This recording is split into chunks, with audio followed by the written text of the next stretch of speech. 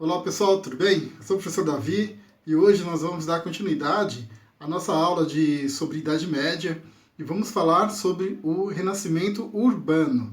Na última aula, no último vídeo aí, nós falamos sobre o Renascimento Comercial. Os dois renascimentos, eles aconteceram praticamente de forma simultânea, principalmente depois das Cruzadas. Como a demanda pelos produtos da Ásia começaram a aumentar, precisaram fazer novas rotas para trazer esses produtos e no meio do caminho dessas rotas começaram a surgir pequenas cidades. Por exemplo, né, entre uma rota do norte até a rota de Flandres, por exemplo, tinha muita floresta, muita área pantanosa e algumas pequenas vilas começaram a se formar ali nesse espaço.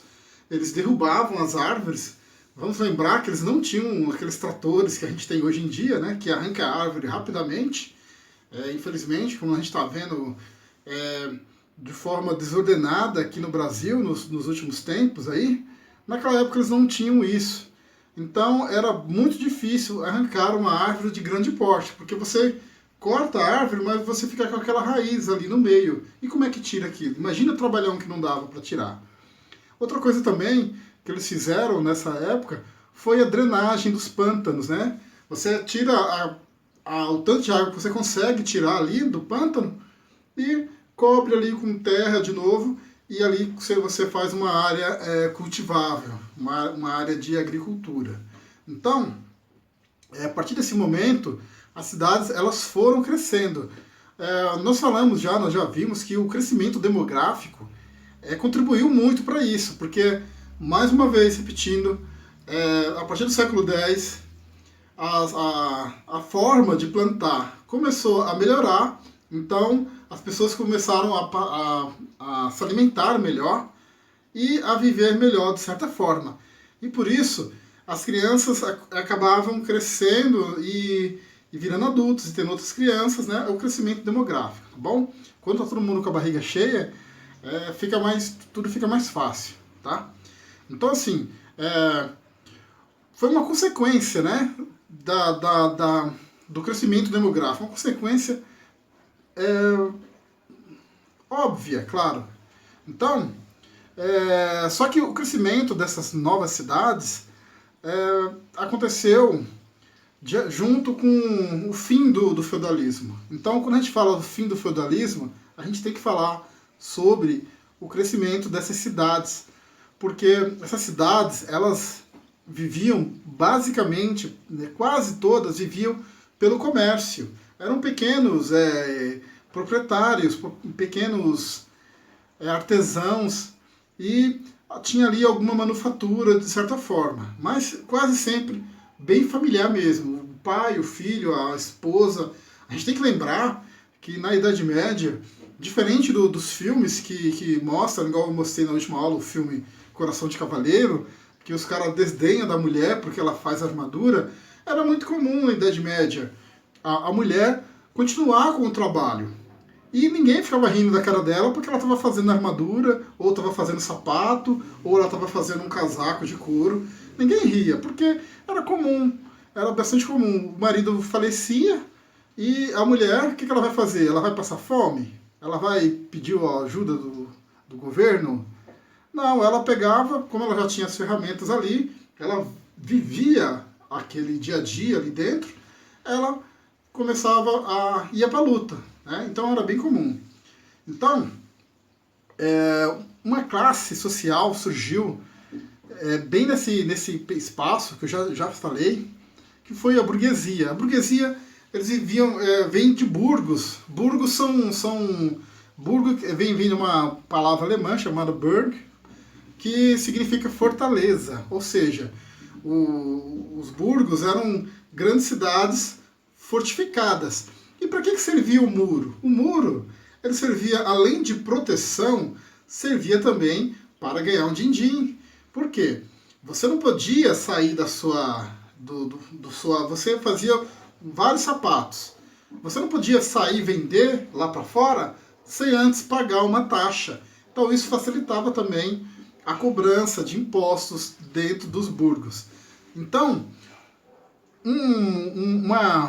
uma prática muito comum que surgiu a partir de então foram as guildas e as corporações de ofício.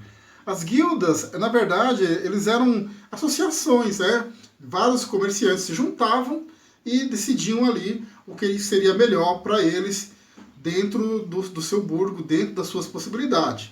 Já as corporações de ofício eram coisas que serviam, como hoje, imagina, o Inmetro, por exemplo, a ABNT. Pense nisso. Não é, claro que não era igual, mas só imagina para que serve. Para que serve o Inmetro? Para que serve as normas ABNT? Servem justamente para normatizar um tipo de produção, por exemplo. No caso da ABNT, serve para normatizar, criar normas para textos, por exemplo.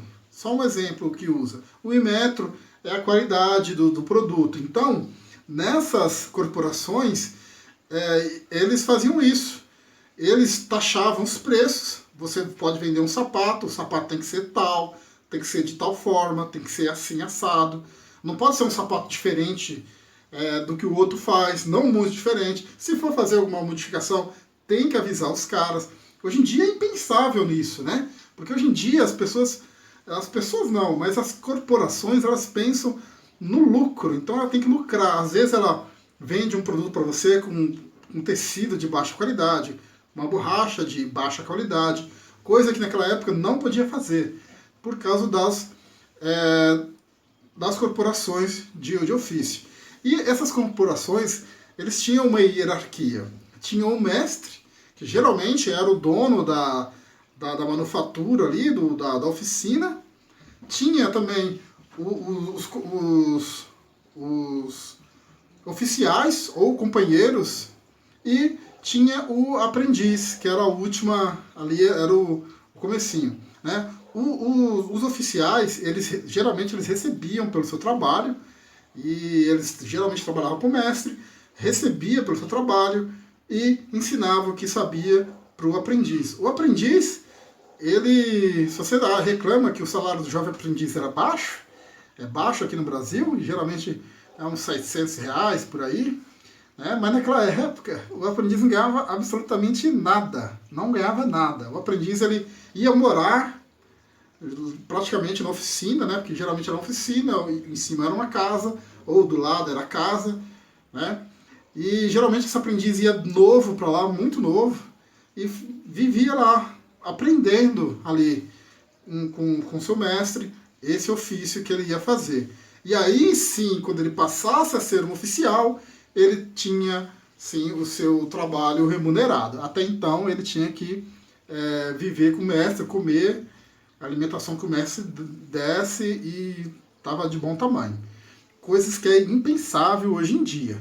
É claro que hoje em dia existe, você pode falar sobre exploração do trabalho, mas é um pouco diferente, tá bom?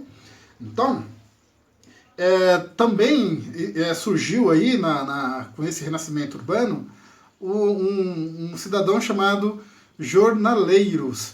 Não é jornaleiro de sair por aí entregando jornal, né? Nem vendendo jornal na banca de jornal.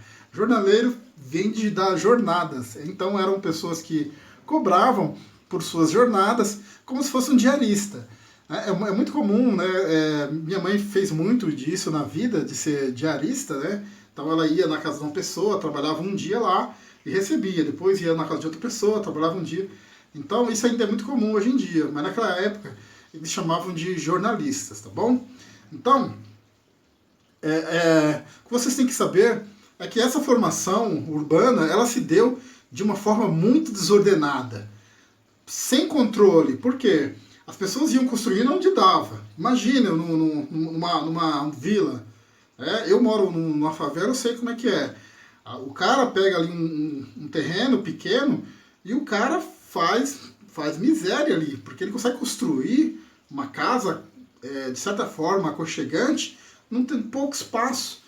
Só que geralmente é em lugar onde não tem uma infraestrutura muito boa, não tem um saneamento básico, às vezes, né, em muitos lugares, muitos terrenos ocupados, coisas que naquele tempo, já lá na Europa, já aconteciam esses problemas. Então, quando a cidade cresce desordenada, aí começa a ter vielinha, as ruas são estreitas, não são planejadas, não há a coleta de esgoto, imagina, água encanada, esquece tudo isso.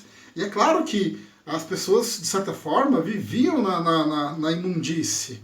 Porque como é que você vai viver bem num lugar onde não tem água encanada, não tem um saneamento básico? Fora que a mentalidade da pessoa também era outra. Então, a gente não pode julgar as pessoas do passado. A gente tem que entender o porquê, como elas viviam, e é claro que elas estavam muito propensas a pestes, a infecções, a vários tipos de contaminação. Tanto é que, né, nessa época, nas cidades teve a peste negra, que foi uma doença que veio por causa do rato, da pulga do rato. A primeiro momento se pensava que era por causa dos gatos, mas não, né? Chegaram a matar vários gatos por causa disso, mas não. O problema era o rato. O rato, ele tinha uma pulga e a pulga picava a pessoa ficava lá e morria rapidamente. A gente tem que entender, é bem legal, tem até um livro de uma professora minha lá, da Andresa, que fala sobre isso, dessa época, de como que foram surgindo fantasmas, monstros e todo tipo de ser sobrenatural. Porque você imagina, um lugar que morria muita gente, muita gente. Geralmente os corpos ficavam apodrecendo dentro das casas, porque não tinha ninguém para retirar. Não tinha um serviço do ML. Então os corpos ficavam amontoados nas casas. E acabava criando uma aura meio espectral mesmo. Então, assim, a partir daí foram surgindo vários elementos fantasmagóricos que a gente carrega até hoje. Tá bom? Então, gente, se você quiser saber mais sobre essa parte da história, o renascimento urbano, que é diferente do renascimento cultural, que vai ocorrer um pouco mais para frente, você tem que ler alguns livros, assista alguns filmes bacanas sobre o assunto e veja vídeos como esse, tudo bem? Então eu vou ficando por aqui. Até a próxima, gente. Tchau!